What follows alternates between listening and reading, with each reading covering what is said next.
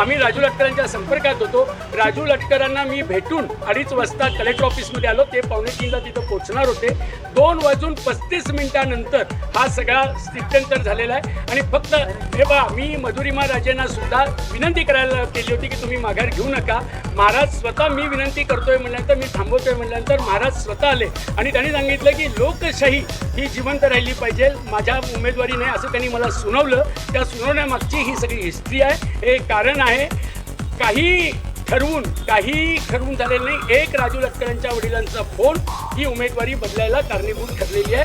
आता कोल्हापूरच्या जनतेला हा स्वाभिमान, हा पुरोगामित्व आम्ही पटवून देणार आहोत। खरं तर महाराजांनी जरी कार्यकर्त्याला संधी देण्यासाठी आपल्या सुनेची उमेदवारी मागितली आहे, तर या सगळ्यामुळं महाविकास आघाडीतलं एक पक्षाचं चिन्ह त्या बॅलेट पेपरवर नसणार आहे।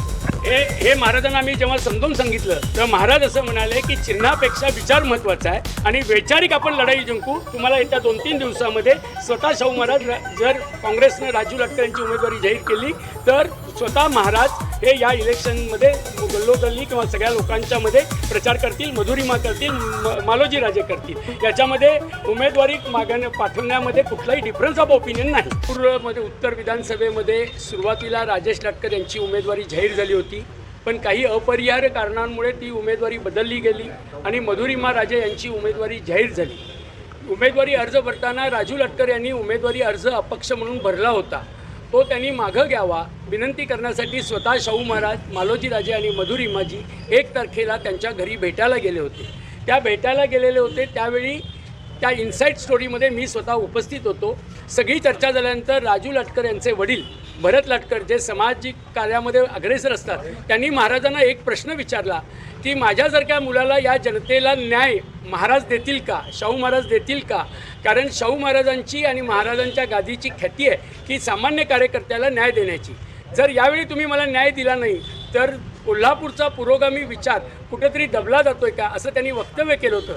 त्यावेळी महाराजांनी असं म्हणाले होते, शाहू महाराज मोठ्या मनाने म्हणाले होते, मी एकच न्याय देऊ शकतो, तो म्हणजे माझ्या सुनेला मी माघारी घेऊन तुम्हाला पाठिंबा देऊ शकतो। परंतु त्या वाक्यावर आम्ही त्यांना समजावून सांगितलं होतं, राजू लटकरांना विनंती केली होती ते माघारी घ्यावे म्हणून, आणि आमची खात्री होती 2:45 वाजता राजू लटकर हे माघार घेऊन आम्हाला पाठिंबा देणार होते। परंतु राजू लटकरांच्या वडिलांनी, भरत लटकरांनी 2 वाजता शाहू महाराजांना फोन केला आणि म्हणाले की तुम्ही मला न्याय देणार होता, त्याचं काय झालं? महाराजांनी एकही मनाचा विचार न करता सांगितलं की मी माझ्या सुनेला आता माघार घ्यायला लावतो आणि तुमच्या मुलाला मी पाठिंबा द्यायला लावतो, हे त्यांनी वाक्य सांगितलं। आणि त्याला एकमेव मी साक्षीदार होतो आणि म्हणून ही गोष्ट मला माहीत आहे। शाहू महाराजांनी या गादीचा मान राखून कोल्हापूरची पुरोगामित्व टिकवलेलं आहे आणि त्यांनी एका सामान्य कार्यकर्त्याला, काँग्रेस पक्षाला सांगितलं की उमेदवारी द्या म्हणून। काँग्रेस पक्ष आणि महाविकास आघाडी आता लवकरच निर्णय घेईल, पण एका सामान्य कार्यकर्त्यासाठी ही मधुरिमांची माघारी झालेली आहे।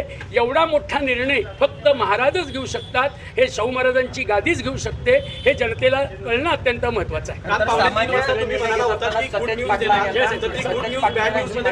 सांगतो सतेज पाटलांना माहिती नव्हती का? नाही, हे मी सांगतो। 2:35 शाहू महाराजांनी, बालोजी राजेंनी सतेज पाटलांना फोन केला, तोपर्यंत ही गोष्ट माहीत नव्हती। म्हणजे ही सांगतो, 2:30 ही मी कलेक्टर ऑफिसमध्ये 2:20 आलो होतो। 2:20 हे सगळं नीट होतं। कुठल्याही परिस्थितीत राजू लटकर 2:45 वाजता माघार घेणार हीच न्यूज होती। आम्ही राजू लटकरांच्या संपर्कात होतो। राजू लटकरांना मी भेटून 2:30 वाजता कलेक्टर ऑफिसमध्ये आलो। ते 2:45ला तिथं पोहोचणार होते। 2:35 हा सगळा स्थित्यंतर झालेला आहे। आणि फक्त हे बघा, मी मधुरिमा राजेंना सुद्धा विनंती करायला केली होती की तुम्ही माघार घेऊ नका। महाराज स्वतः मी विनंती करतोय म्हणल्यानंतर, मी थांबवतोय म्हणल्यानंतर महाराज स्वतः आले आणि त्यांनी सांगितलं की लोकशाही ही जिवंत राहिली पाहिजे, माझ्या उमेदवारी नाही असं त्यांनी मला सुनावलं। त्या सुनावण्यामागची ही सगळी हिस्ट्री आहे, हे कारण आहे। काही ठरवून झालेलं नाही। एक राजू लटकरांच्या वडिलांचा फोन ही उमेदवारी बदलायला कारणीभूत ठरलेली आहे। आता कोल्हापूरच्या जनतेला हा स्वाभिमान, हा पुरोगामित्व आम्ही पटवून देणार आहोत। खरं तर महाराजांनी जरी कार्यकर्त्याला संधी देण्यासाठी आपल्या सुनेची उमेदवारी मागितली आहे, तर या सगळ्यामुळं महाविकास आघाडीतलं एक पक्षाचं चिन्ह त्या बॅलेट पेपरवर नसणार आहे। हे महाराजांना मी जेव्हा समजावून सांगितलं तर महाराज असं म्हणाले की चिन्हापेक्षा विचार महत्त्वाचा आहे आणि वैचारिक आपण लढाई जिंकू. तुम्हाला येत्या 2-3 दिवसामध्ये स्वतः शाहू महाराज जर काँग्रेसनं राजू लटकर यांची उमेदवारी जाहीर केली तर स्वतः महाराज हे या इलेक्शनमध्ये गल्लोगल्ली किंवा सगळ्या लोकांच्यामध्ये प्रचार करतील, मधुरिमा करतील, मालोजी राजे करतील. याच्यामध्ये उमेदवारी पाठवण्यामध्ये कुठलाही डिफरन्स ऑफ ओपिनियन नाही. पूर्वमध्ये उत्तर विधानसभेमध्ये सुरुवातीला राजेश लटकर यांची उमेदवारी जाहीर झाली होती, पण काही अपरिहार्य कारणांमुळे ती उमेदवारी बदलली गेली आणि मधुरिमा राजे यांची उमेदवारी जाहीर झाली. उमेदवारी अर्ज भरताना राजू लटकर यांनी उमेदवारी अर्ज अपक्ष म्हणून भरला होता. तो त्यांनी मागं घ्यावा विनंती करण्यासाठी स्वतः शाहू महाराज, मालोजी राजे आणि मधुरिमाजी 1 तारखेला त्यांच्या घरी भेटायला गेले होते. त्या भेटायला गेलेले होते त्यावेळी त्या इन्साईड स्टोरीमध्ये मी स्वतः उपस्थित होतो. सगळी चर्चा झाल्यानंतर राजू लटकर यांचे वडील भरत लटकर जे सामाजिक कार्यामध्ये अग्रेसर असतात त्यांनी महाराजांना एक प्रश्न विचारला की माझ्यासारख्या मुलाला या जनतेला न्याय महाराज देतील का, शाहू महाराज देतील का? कारण शाहू महाराजांची आणि महाराजांच्या गादीची ख्याती आहे की सामान्य कार्यकर्त्याला न्याय देण्याची. जर यावेळी तुम्ही मला न्याय दिला नाही तर कोल्हापूरचा पुरोगामी विचार कुठेतरी दबला जातोय का, असं त्यांनी वक्तव्य केलं होतं. त्यावेळी महाराजांनी असं म्हणाले होते, शाहू महाराज मोठ्या मनाने म्हणाले होते, मी एकच न्याय देऊ शकतो तो म्हणजे माझ्या सुनेला मी माघारी घेऊन तुम्हाला पाठिंबा देऊ शकतो. परंतु त्या वाक्यावर आम्ही त्यांना समजावून सांगितलं होतं, राजू लटकरना विनंती केली होती ते माघारी घ्यावे म्हणून, आणि आमची खात्री होती 2:45 वाजता राजू लटकर हे माघार घेऊन आम्हाला पाठिंबा देणार होते. परंतु राजू लटकरांच्या वडिलांनी भरत लटकरांनी 2 वाजता शाहू महाराजांना फोन केला आणि म्हणाले की तुम्ही मला न्याय देणार होता त्याचं काय झालं. महाराजांनी एकही मनाचा विचार न करता सांगितलं की मी माझ्या सुनेला आता माघार घ्यायला लावतो आणि तुमच्या मुलाला मी पाठिंबा द्यायला लावतो, हे त्यांनी वाक्य सांगितलं आणि त्याला एकमेव मी साक्षीदार होतो. आणि म्हणून ही गोष्ट मला माहीत आहे, शाहू महाराजांनी या गादीचा मान राखून कोल्हापूरची पुरोगामित्व टिकवलेलं आहे आणि त्यांनी एका सामान्य कार्यकर्त्याला काँग्रेस पक्षाला सांगितलं की उमेदवारी द्या म्हणून. काँग्रेस पक्ष आणि महाविकास आघाडी आता लवकरच निर्णय घेईल, पण एका सामान्य कार्यकर्त्यासाठी ही मधुरिमांची माघारी झालेली आहे. एवढा मोठा निर्णय फक्त महाराजच घेऊ शकतात, हे शाहू महाराजांची गादीच घेऊ शकते, हे जनतेला कळणं अत्यंत महत्त्वाचं आहे. सांगतो सतेज पाटलांना चांगली माहिती नव्हती का? नाही, एक मी सांगतो. 2:35 शाहू महाराजांनी बालोजी राजेंनी सतेज पाटलांना फोन केला, तोपर्यंत ही गोष्ट माहीत नव्हती. म्हणजे ही सांगतो 2:30 ही मी कलेक्टर ऑफिसमध्ये 2:20 आलो होतो.